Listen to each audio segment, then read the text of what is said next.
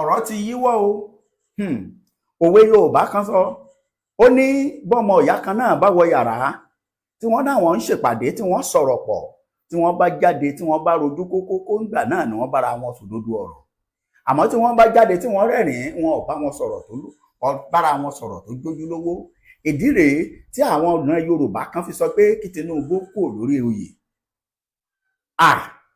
Wọ́n ní kí Tinubu resign ní kíákíá kó gbéjọba lẹ̀ fáwọn tó mọ̀ ọ́ ṣe. Kí ló dé ẹ̀yin ọmọ Yorùbá? Ṣé bíjọba tiwa ní àkókò tiwa ní àwa lọ́kàn? Wọ́n ní tó nínú àwọn àkọọ́lẹ̀ wọn àwọn ọmọ tó fi ránṣẹ́ sí Kwara wọ́n gbàbọ̀dẹ̀ fáwọn ará Kwara.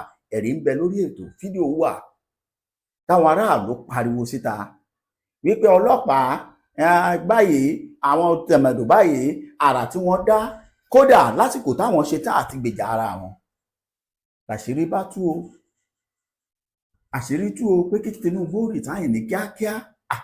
Mèmí wá wò pé bàbá Tinubu ṣe fẹ́ resign ẹ̀yin ọmọ Yorùbá ṣe bíjọba ti wà ní àwa lọ́kàn. Wọ́n ní kí n máa wò ó báyìí ń gbà wọ́n sọ gbogbo ẹ̀ tán ó gbé jẹ̀ǹbẹ́ ẹ̀ tẹ̀lé mi lọ́wọ́. Àmọ́ láàrin èmi àtẹ̀yin tẹ́ ń wò mí, láàrin èmi àtẹ̀yin tẹ́ ń gbọ́, bẹ́ẹ̀ bá lè farabalẹ̀ wo fídíò yìí tẹ́ sí ààrẹ ẹ wo bí àwọn àjọ jọ́ọ̀jì tí kò kú àbí kò sì dúró, àti pé àwọn wo lọ́wọ́ àǹdí ọ̀rọ̀ yìí. Ìjọ́rọ̀ yìí ò tí ì kọjá pé agbésùnmọ̀mí nìkan ṣé ò ti lọ́wọ́ kan àbòsí olóṣèlú mú nítorí ìbò 2027. Ẹ jẹ́ sáré gbé yín débẹ̀. Fálànà ló sọ̀rọ̀. Fálànà nítọ̀ alaye bàbá mọ̀ ń ṣẹlẹ̀ ẹ kú lórí àlééfà. Insecurity. Fast tells Tinubu to resign, cited President 2014 twist. Àṣẹlẹ̀ òun làbọ̀ abá. Ìwọ́n ní kí Tinubu resign kíákíá kó má gbàgbé 2014 ọ̀rọ̀ tó sọ. Ẹrun tí Yorùbá pè ní ẹnu. Ọ̀rọ̀ tí bàbá Tinubu sọ ní 2014 ẹ farabalẹ̀ wá gbọ́, òun làwọn ọmọ Yorùbá lòdì sí o.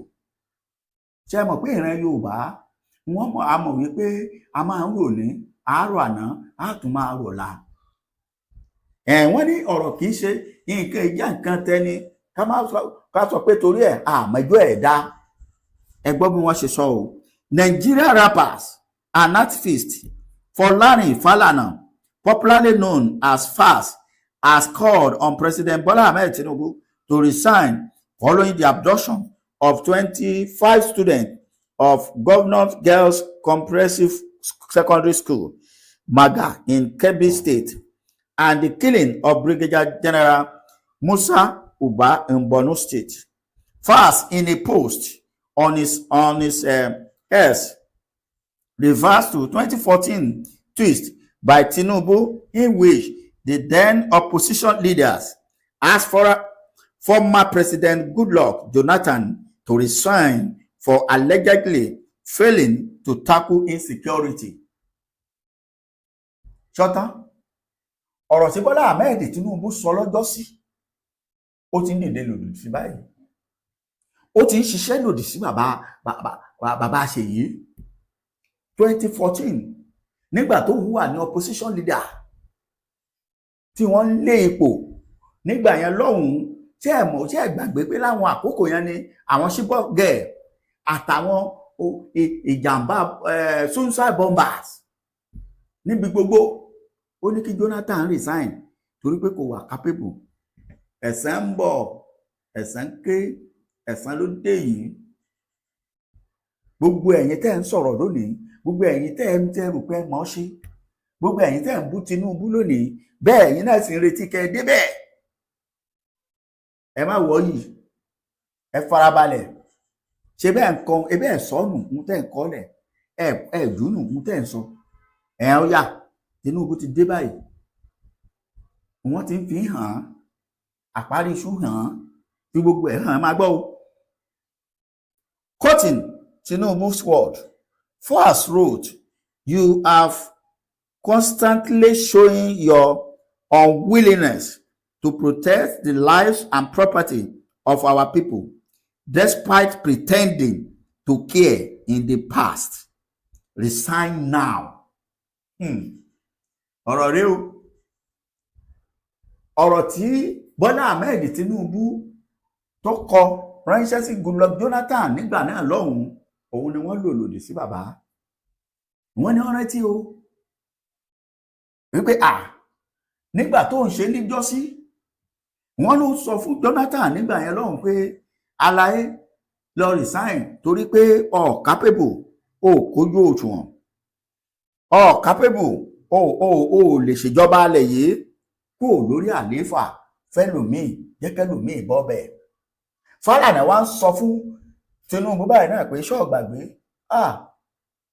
ilé ayé yìí àṣegbé kan ò sí, àṣepamọ́ iná ẹ̀ ló wà. Ẹ máa gbọ́ o. The twist first cited was posted by Tinubu in November 2014, 7 months after the adoption of Chibok girl.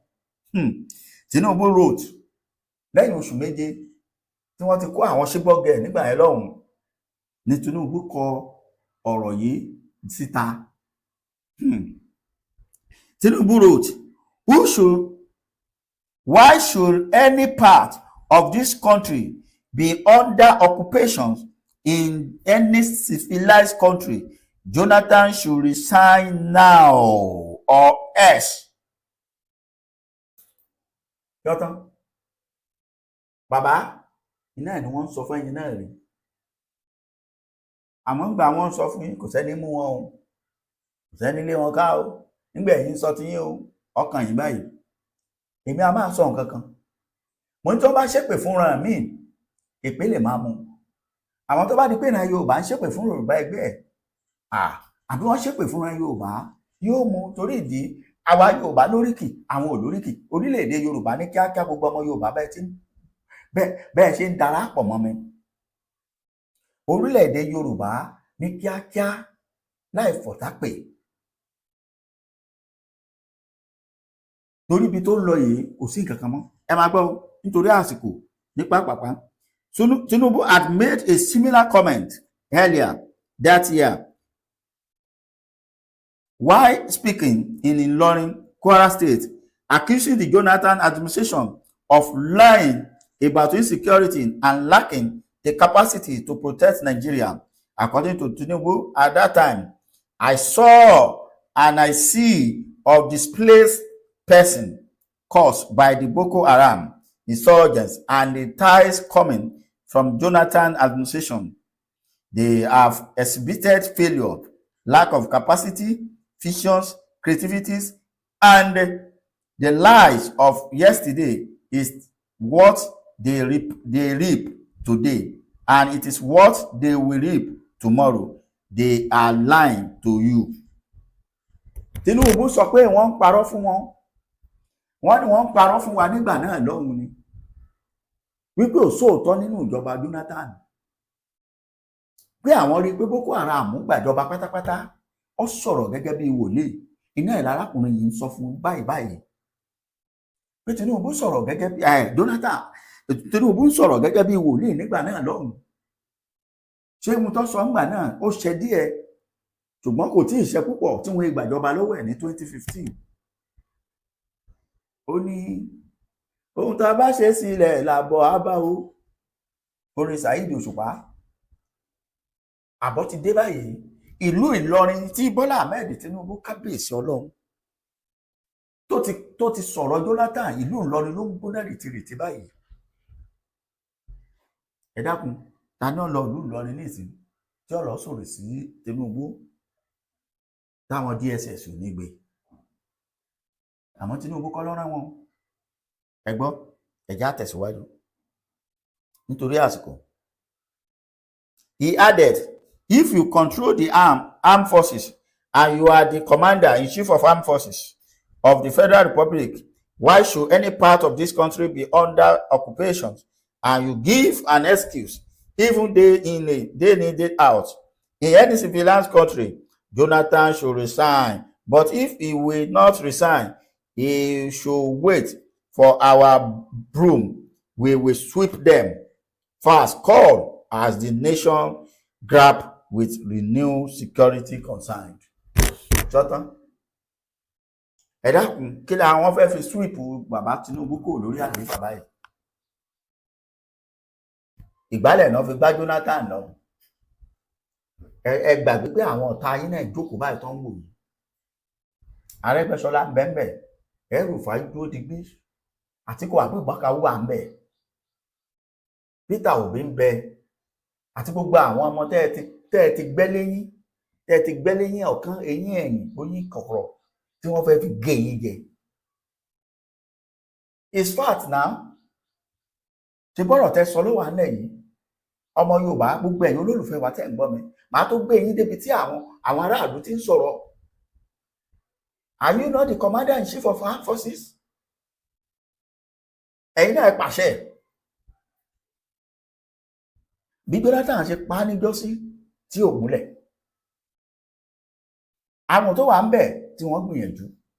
Ṣùgbọ́n ní ìgbìyànjú wọn níbo wọ́n já sí. Nígbà náà ní ọ̀dà ni. Àti tàlùtàlù la ní kọ́ wá wò tàdí ìdílé léyìí. Ẹ gbọ́ nǹkan táwọn ará Kwara sọ. Àìtú tí àwọn ẹ̀ṣọ́ aláàbò tí wọ́n pa nígbà tí àwọn agbésùmọ̀mí tí wọ́n ya wọ ọjọ́ CAC òun rèé ẹ gbọ́ nǹkan tí wọ́n wí. Ilé àtọ̀nà yóò ní bàjẹ́ nǹkan mẹ́ta pé la ní ìta fẹ́ sọ fún yín. Fẹ́ẹ́ àwọn ọlọ́pàá wa wọ́n fún wa ní problem. Yes. Big problem lọ fún wa. Wọ́n á lè ràn wá lọ́wọ́ wọ́n tún pakú wà láàyè wa. Nígbà tí ọ̀rọ̀ yìí ṣẹlẹ̀ ní àná. Ẹ̀jẹ̀ kan sọ ló ṣe yín náà lóde. Nígbà tí ọ̀rọ̀ yìí ṣẹlẹ̀ ní àná. More than 30 minutes. 1 hour. Kí ló ṣẹlẹ̀ ogun gé ni? Nínú àwọn fìdíláńtì àti ìdáhùn pẹ́ta tí yóò gbára dì tẹ́lẹ̀tẹ́lẹ̀. Everybody ẹni tó mú kú mẹ́, ẹni tó mú kú ń gbọ́, ẹni tó mú everything. À ń sá síbẹ̀. Nínú wọn náà, wọ́n gbà kan lọ, ẹ̀ wọ́n gbé lọ. A gbìyànjú tiwa. Ibi tá tó wá ń gbìyànjú nínú àwọn tán fún níbọn pé ká tó lọ pé akányàn tó ń rìlíìsì sí wọn ní ara kò sọ́ta. Kò sí ọ̀tá kí la fẹ́ ṣe ibi tán tuntun wá ń sáré a tó ń wọ́n náà pé ẹni tó ní ọ̀tá méjì tó tún lọ kó wá tó sì ní o làwọn ọlọ́pàá tó dénà tó ní tí àgàtì lù wá. Àti ẹ̀rọ náà gbà. Ibi gbogbo ẹ̀ tí wàá kọjú pátápátá lásán ni ẹ̀. Iṣẹ́ tó yẹ kán wá sínú ìgboro ń bí wọ́n dó sí títì. Wọ́n kó lẹ́nu gate. Ẹ gbọ́ pàpà àti tìkọ̀lá ti dé. On the long run, I ṣe everything. Pé tọ̀kadìlẹ̀ ti ilé wọn, wọ́n sì lọ. Àwọn òkú tí wọ́n kú yẹn náà inú chọ́ọ̀chì náà wà náà sọ sí láti.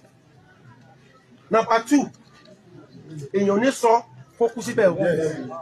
Bó bá dẹ̀ kú síbẹ̀, mo kú lórí òótọ́ ìlú. Mi ò dẹ̀ ní kú. Ọmọ para ní ẹ̀. Nísìnyí, local government chairman wa, wọ́n ṣe dáadáa. Bẹ́ẹ̀ni. Wọ́n ṣe dáadáa rárá. Wọ́n ṣe dáadáa. Almost 150 àbí 200 for easy. Ìyẹn wà níbẹ̀. Nǹkan tí chairman ṣe fún wa lódodo a lè wọ́n di ara wọn ṣùgbọ́n gbà kan ní ìdìbò wa wọ́n wá wọ́n sọ̀pọ̀ a lè ṣe nígbà tí a lè wà. Ìgbà kan dẹ̀ di gbogbo ẹ̀ mọ́ wa lọ́wọ́ nísìn kò sí èèyàn wa kankan kábíyèsí kí wọ́n ń gbà wọn ni wọ́n pè wọ́n wọ̀ ní gbẹ́kọ̀. Kí ló dé kí la ṣe odidi kábíyèsí eruku city ṣe. Àwọn òfin ọba wa wọlé apọ̀ wọlé ọwọ́ ọ̀fẹ́ eruku là. A lè mọ́ ní kankan tá ń gbé fún wọn ṣùgbọ́n ọba wa ó jẹ́ pàtàkì ó sì jẹ́ gbòǹgì ràn wá ẹ bá fẹ́ rí ọba wa fín àwọn abẹ́rẹ́ á rí fín lò fún ojú ẹ̀rí kò sí tàbí lè rí láyé ta lè pọ́nlé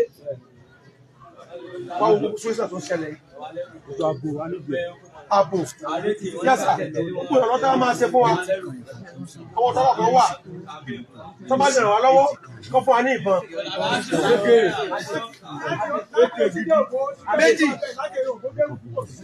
méjì nǹkan méjì lánìí ọ̀nà ẹgbẹ̀rún ní ọ̀dọ̀ sójà pẹ̀lú ìmíwà tó jẹ́ mẹ́jọ ìmíwà tó jẹ́ mẹ́fà sí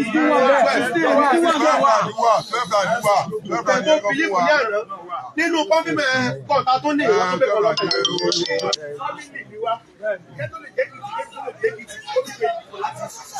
Bí ìgbà tó sọ pé kábíyèsí, wọn ò lè ná ọmọ ká ní kó má kí mo fi Ọlọ́run bẹ̀ wá.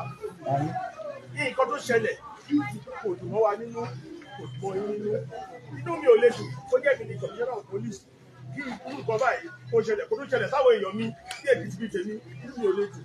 Ìyá mi pè mí láàárọ̀ yìí pé òun gbọ́ pé nǹkan ṣẹlẹ̀ ní Èkìtì bíi kankan tó inú wa ò dùn. Mo bẹ̀ yín kẹ́jẹ́ ká fọwọ́sowọ́pọ̀ torí onílù ò ní jẹ́ kí ìlú ó tú. Kò sí bí mo ṣe dé báyìí, kò sí bí tí mo ga dé tí mo bá dé eruku mi ò lè mọ inú eruku ju àwa ọmọ eruku lọ. Àwọn àlejò tó ń wà yìí wọn ò lè wá kọ́ wa ní wa kúrò ní ìlú wa. Ìgbà tó dẹ̀ gbọ́ nǹkan tó ń ṣẹlẹ̀ pé wọ́n ń gbé àwọn èèyàn kan pé àwọn yẹn Ọlọ́run bá wọn tú wọn sílẹ̀, wọ́n wá ń ṣe ìdúpẹ́ àwọn ilẹ̀ wa.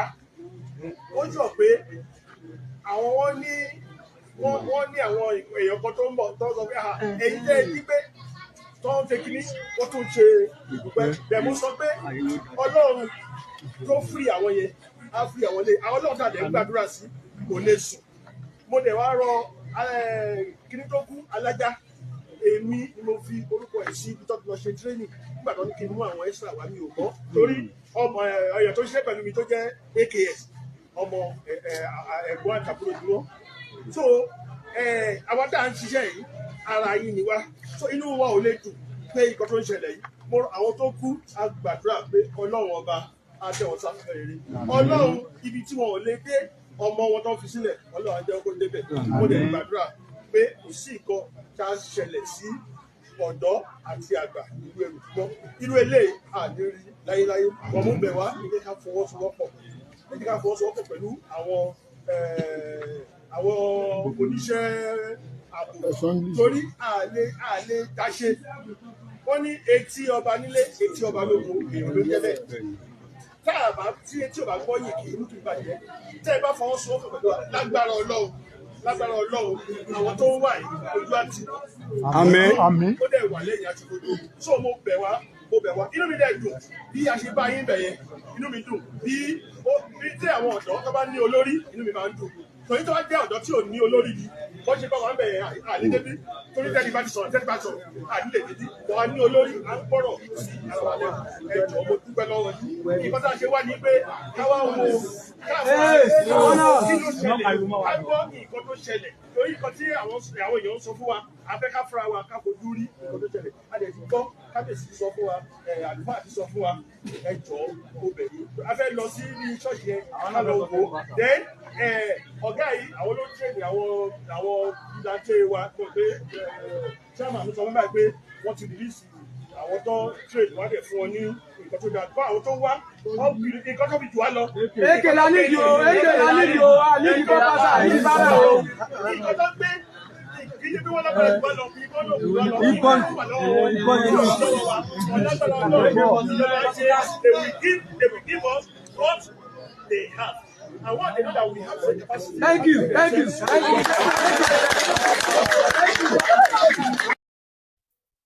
Ẹ káàbọ̀ padà. Ṣé bẹ́ẹ̀ gbọ́ ọ̀rọ̀ tí àwọn aráàlú sọ? Ẹ wò ó, ẹ má jẹ́ ká tanra wa.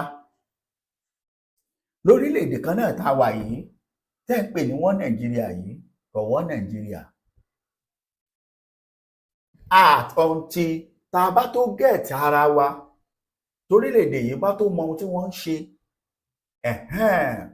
nígbà yẹn látò lè sọ ibi tọ́kàn ìgbésẹ̀ tá a máa gbé. Ìyẹn ni pé torílẹ̀-èdè yìí bá lọ lọ́tọ̀ọ̀tọ̀, pàápàá jùlọ nírú àsìkò tá a wà yìí. Torí tí kì í bá ṣe bẹ́ẹ̀, báwo ni àwọn aráàlú ṣe máa pe ọlọ́pàá? Tọ́lọ́pàá ò dáhùn fún bíi 2 hours, even lẹ́yìn tí àwọn ará bí yìí tí wọ́n ti operate tán. Tí wọ́n tún wá dé tó tún jẹ́ aráàlú gangan ni wọ́n ń tẹ tear gas sí lójú. Ok, ìròyìn ti dọ́dọ̀ yín pé tó àti àwọn agbẹ́gbẹ́ tí wọ́n ti kó àwọn èèyàn lọ.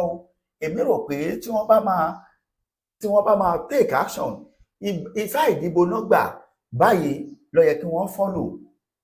Àmọ́ síbẹ̀síbẹ̀ tó bẹ́ẹ̀ jù bẹ́ẹ̀ lọ, a lè rí wọn bá wí o. lọ títí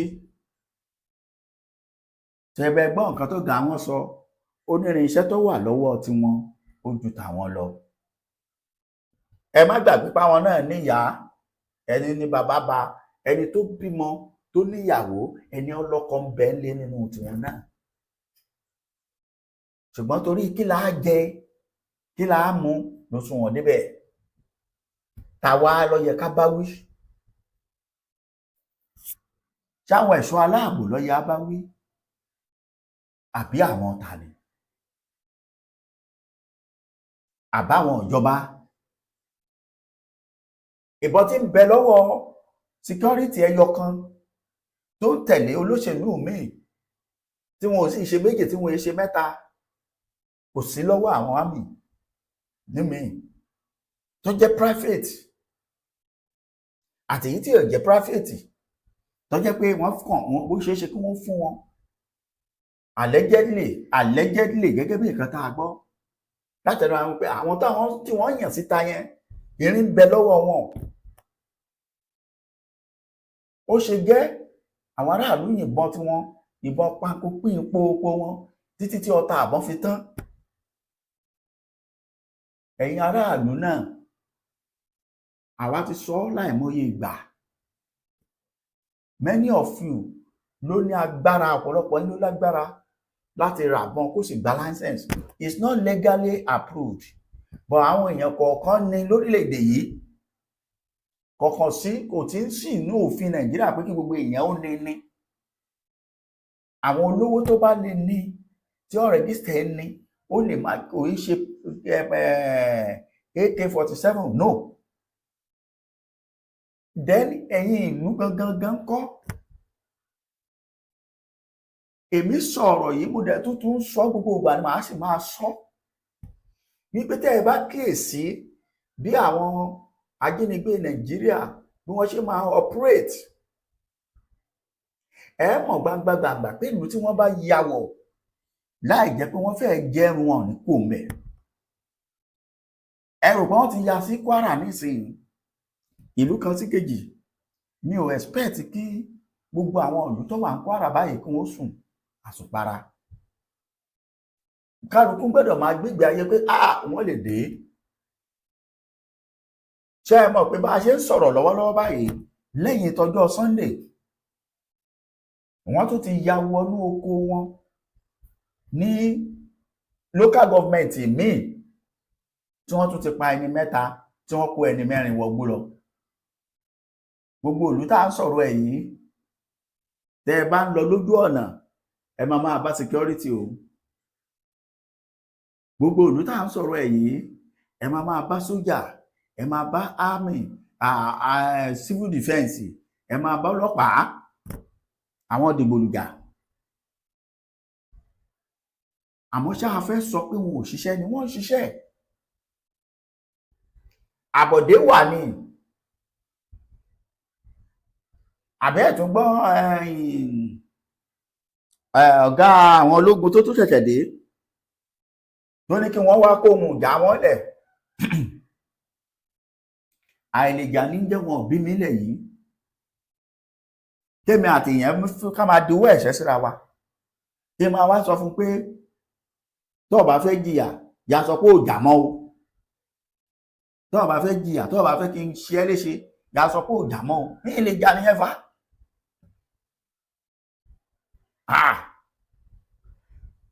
Kọ́ máa kó lẹ̀ ẹ̀yẹn fi hàn wọ́n gẹ́gẹ́ bí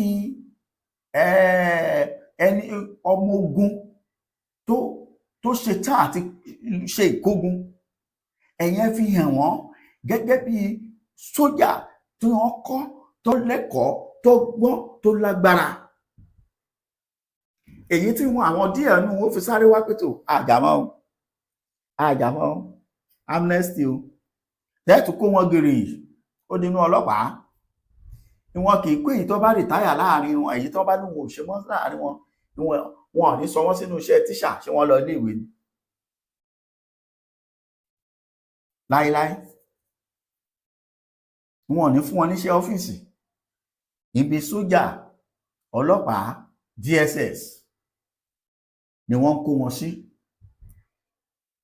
ẹ ń gbìgbàdo ẹ sì mú ẹyẹ ẹdìyẹ lọ́wọ́ àti kún nígbà tẹ́ ẹ̀ ń gbin àgbàdo ọ̀hún ti wò ẹ tí ì jẹ ní sà kódà ó ti so mọ́ ẹ tí ìyá àgbàdo ọmọ ẹ kí ni mò ń fà gangan mò ń sọ̀rọ̀ nípa ààbò yìí ìlú yìí wá àwọn ló ṣe jẹ́ tó jẹ́ gbogbo ògbà horo sí horo ní Kwara nísìn lẹ́yìn ọjọ́ Sunday wọ́n tún ti lọ lẹ́ẹ̀mejì tí wọ́n tún ti lọ nílùú míì a sì ń pariwo ẹ fún àwọn tó lè ṣe é láyè àwa ò ní kí Tinubu kò lórí oyè àmọ́ mo fẹ́ fàkókò yìí sọ fún ìran Yorùbá gbogbo ìlú Ọ̀yọ́ tẹ́ ẹ súnmọ́ Kwara wọ́n ti ń wọlé sílùú Ọ̀yọ́ o kábíyèsí Aláàfin tìlú Ọ̀yọ́ àti ẹ̀dúpẹ́ kò síjà lọ́balọ́ba mọ́ ṣé ẹ̀sùn mo jẹ́rìí Ṣẹ̀gun Olúkòso àsárá olú àkàtà yẹrìyẹrì ṣé ẹ̀sùn oorun ọ̀jẹ̀kùnrin nírú àsìkò yìí wọ́n ń bọ̀ wọ́n á ti máa wọ ìlú Ọ̀yọ́ báyìí ẹ̀yin Ìsẹ́yìn Òkè Ògùn general ẹ kú àlejò a ní kẹ́yìn lọ́balọ́ba ó dìde ẹ mú Sunday Igboho Sunday tẹ̀lé wa ká lọ Tinubu ọmọ wa rèé lójú yín kí Tinubu lọ tì mọ́lé kẹ́yìn máa padà bọ̀ wálé lójú yín kí DSS kó mu kẹ́yìn sì máa padà wá àfin wá bá wa mójútó ètò ààbò ilẹ̀ Yorùbá torí àwọn bàbá tá a fi àwọn tí wọ́n ní aláàbò làwọn àwọn ti láwùn wọn ò sì bá wa bó ń bàbá wí ó ti wọnú òṣèlú ó ti mọ ohun tí olóṣèlú jẹ́ àmọ́ ò ṣe kò jẹ́ kẹ́ni ó ṣe tẹ́ni fẹ́ ṣe kó ṣe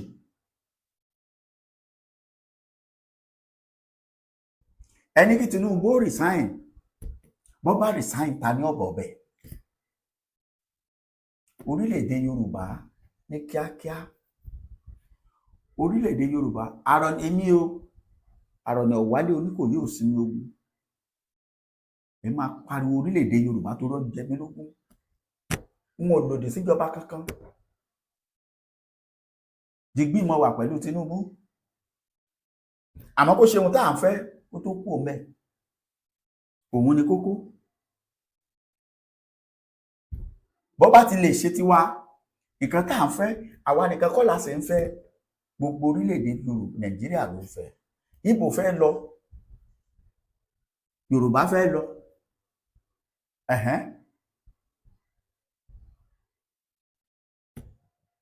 Haúsá fẹ́ lọ kúrò lọ́dọ̀ àwọn Fúlàní torí pé àmọ́ bí tí wọ́n ti gbé Fúlàní wá àmọ́ ìyá tó bí wọn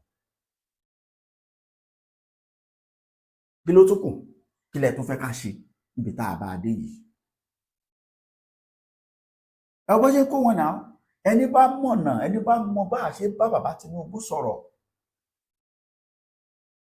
Chief of Staff Fẹ́mi Gbàjàbíàmílà Speaker of the House Senate President àti gbogbo àwọn tọ́rọ̀ bá kàn ẹ má bàjọba ara yín jẹ́ ẹ tètè pè pàdé àpérò Trump lòun ń bọ̀ ẹni ó máa wá apá yín ka ẹ̀ka tó kò sí wàhálà ìjà ò sí ńbẹ̀ kò síjà ń ṣọ́ọ̀ṣì ṣàdúà kì í ṣàmì kíkó wá máa lọ lé mi àyàfi tó bá dàsìkò ìdámẹ́wàá àtọ rẹ̀ tí pásítọ̀ bá kówó jẹ ṣùgbọ́n ò sí èyí ọkàn wa pẹ̀lú ènìyàn ẹ ṣe orílẹ̀-èdè tiwa ẹ jẹ́ kó dúró kí Yorùbá dúró káwọn yòókù náà dúró káwa náà jẹ́ United States of Nigeria bí United States of America ṣe wà tó jẹ́ pé orílẹ̀-èdè ló dìde láàrin ara wọn bó bá jẹ́ bẹ́ẹ̀ náà ni ara déédéé ni ṣùgbọ́n fúnra wa la máa lówó wa kálukú ló ń ṣòwò ẹ̀ kálukú ló ní bọ́dà ẹ̀ a máa wọnú ara wa jáde ni kò sí wàhálà. Ṣé gbà yẹn lẹnìkan ò wá ní òní bandit lòun? Nígbà yẹn olóṣèlú kan ó dìde ní ọ̀rọ̀ kó àwọn ìran burúkú kan wá láti ibì kan wá kí n pé kí wọ́n máa wá fìyà jẹ wá nílẹ̀ yìí, kò lè possible tó lójú kára wa mọ́. Bá a bá lo ṣẹ̀gbó tí ọba mu á lo ògún, bá a bá lo ògún tọ́wọ́ ọba tẹ̀ á lo ayé lála. Bẹ́ẹ̀ ni pìtìpìtì ayé máa mú tọ̀hún. Ẹ̀dẹ̀ múlùú ẹni ò sí genocide, kò sí genocide. Kí ló ṣẹlẹ̀ ní Kwara yẹn? Genocide. Wọ́n ti place 100 million lórí tó bá jẹ́ ọmọ kan ló jáde family kan 100 million, tó bá jẹ́ àwọn méjì 100 million, tó bá jẹ́ àwọn mẹ́ta 100 million. Ẹ wá wò bí wọ́n ṣe group wọn. Wọ́n ti mọ̀ pé yọ owó ẹ̀, àwa yẹn wá di ohun àdíyelé lọ́wọ́ àwọn Fúlàní ajínigbé tí wọn kì í ṣèràn Nàìjíríà,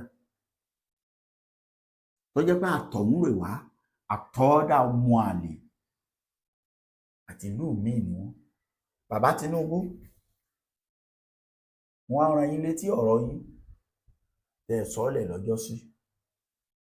Òun ló ń jà ràyìnràyìn yìí o. Ẹgbọ́n ṣẹ́yìn ní ọ̀kájú òṣùwọ̀n ni. Èmi sáà kọrin pé ọ̀kájú ẹ̀, Tinubu ọ̀kájú ẹ̀, báwo ọ̀kájú òlù níyà ọ̀kájú ẹ̀. ń gbọ́ àwa làwa lẹ kájú ẹ̀ o, àwọn kan lẹ kájú ẹ̀. Tẹ́ ẹ bá kájú ẹ̀, ẹ jẹ́ kán mọ̀ wípé ọmọ Yorùbá lẹ́yìn. Kálukú ló ní burúkú tiẹ̀ o, àmọ́ ògbógbòǹdò ẹ bọ́ra òwú Ṣẹ́gun Àrẹ̀mọ Ọbásanjọ́. Èmi ò rò pé eléyìí lè ṣẹlẹ̀.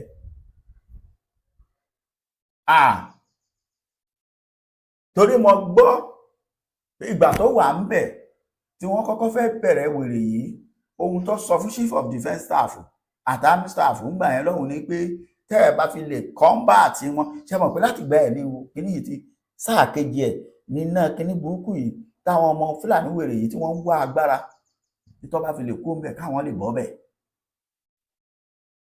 Ó sọ fún wọn pé tẹ́ ẹ bá ti mọ̀ pé ẹ lè combat wọn, ẹ̀yin tẹ́ ẹ jẹ́ ọ̀gá àgbà yìí, ẹ là bọ́ aṣọ yín lẹ̀ jẹ́jẹ́. Tipa yín ọ̀bá ká wọn, ṣẹ́yìn náà lè pàṣẹ ẹrú ẹ̀. Ẹ̀yin náà ti sọ fún èèyàn báyìí wípé tó bá jẹ́ pé chief of army staff, chief of commander in chief kankan ní báyìí ni kò ṣe, ó ti kàn yín báyìí o. Ọ̀rọ̀ ti kàn yín, nǹkan míì tẹ́ bá tún fẹ́ sọ ní ẹwí àgbọ̀. Bó o lẹ́ṣìṣí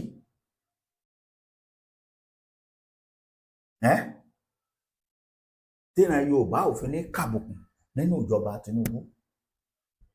Wọ́n máa pariwo pé kí Tinubu lọ resign, tí wọ́n wá kóòtù ọ̀rọ̀ ẹnu ẹ̀. Nígbà táà ń sọ ńgbà kan pé kò tí ì kanlẹ̀ Yorùbá, ṣé ọkàn wá báyìí? Fùrù tán bá dé ó di Ọ̀yọ́ ló nẹ́ẹ̀sì sí wọn, Ògbómọ̀ṣọ́. Bẹ́ẹ̀ làwọn bá wá káàkiri ń dagbájá káàkiri. Ẹ bá ń kọ síbẹ̀, freedom for Yorùbá nation, Yorùbá nation freedom for olóyè Sunday Adéyẹmọ Ìgbòho Òòṣà. Nígbà tá a sì ní akọni ọmọ tó lè dúró, ẹkùn tá gèrègbè rẹ̀ yíyà tó lè dúró, ẹdẹ ẹkọ ẹfọwọ́ lẹ́rán ẹni ọ̀kàn yìí. Ẹ ṣé mo dúpẹ́, ẹ bá mi share ètò yìí, á tún pàdé, ó dàbọ̀.